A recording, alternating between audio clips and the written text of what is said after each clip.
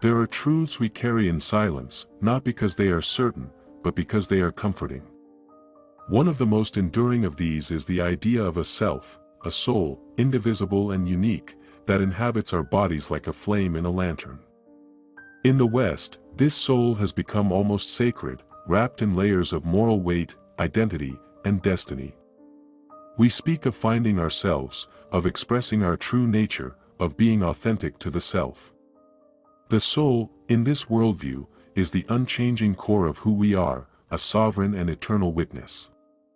But far to the east, in the still halls of Buddhist temples and the whispering scrolls of ancient thought, a very different idea awaits, one that slips like smoke through the fingers of certainty. What if there is no soul?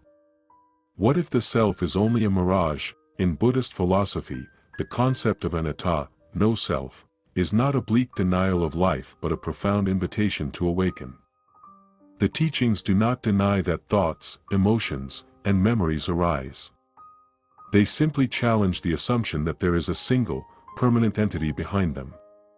Like waves on the ocean, the elements of our personality, desire, fear, memory, habit, rise and fall, but they are not the ocean itself.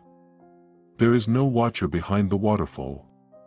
There is only the cascade. To the Western mind, steeped in centuries of Cartesian dualism, this is an affront. Descartes famously declared, cogito ergo sum, I think. Therefore I am, as though the act of thought confirms a thinker.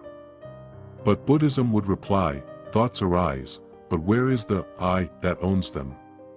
When examined closely, the self begins to dissolve. It has no edge, no center, no lasting shape.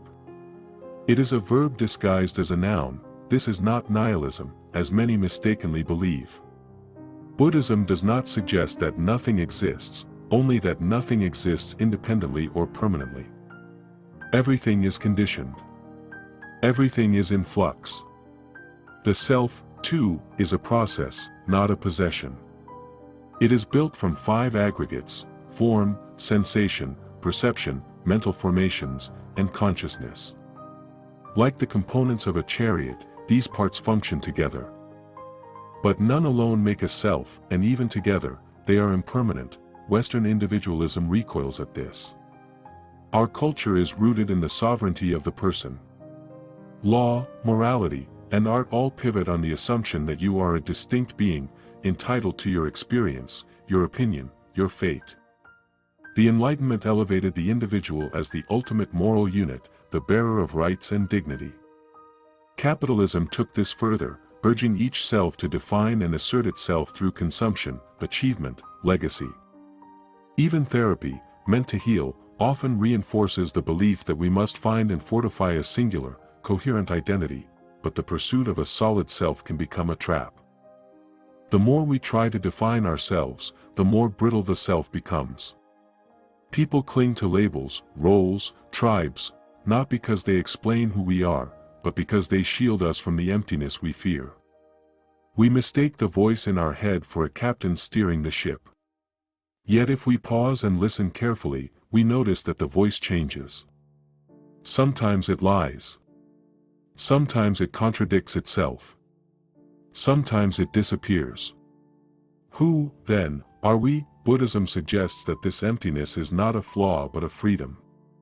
To be without a permanent self is to be unburdened. You are not locked into your past, not defined by your wounds, not imprisoned in a narrative. You are open, fluid, capable of transformation. Like a river, you are never the same from one moment to the next, and this impermanence is not terrifying but liberating. The West, too, has flirted with these ideas. David Hume, the Scottish philosopher, admitted that he could never catch himself without a perception, only a bundle of sensations in motion. Modern neuroscience echoes this. Scans of the brain reveal no central self, no seat of consciousness, only a decentralized network of processes that collaborate just long enough to generate the illusion of a person. Split brain experiments show that even our unified awareness can fracture, resulting in multiple selves that each claim to be I. Is this not anatta under a microscope? And yet, the illusion is powerful. It is evolutionarily useful. A stable sense of self allows us to plan, to relate, to survive. Illusion or not, it feels real. Buddhism does not deny this utility, it simply warns us not to mistake the mask for the face. Suffering arises when we cling to what cannot stay. The soul, if seen as a fixed essence, becomes a source of anxiety. We fear its loss. We defend it, even kill for it. But if we see the soul as a process, a flame dancing with the wind, then we can live with less fear, less rigidity. This does not mean we become nothing. It means we become everything we ever were and ever will be, without needing to hold on to any one version. In this view, death is not the annihilation of a self, but the fading of a pattern. What was never fixed cannot be broken.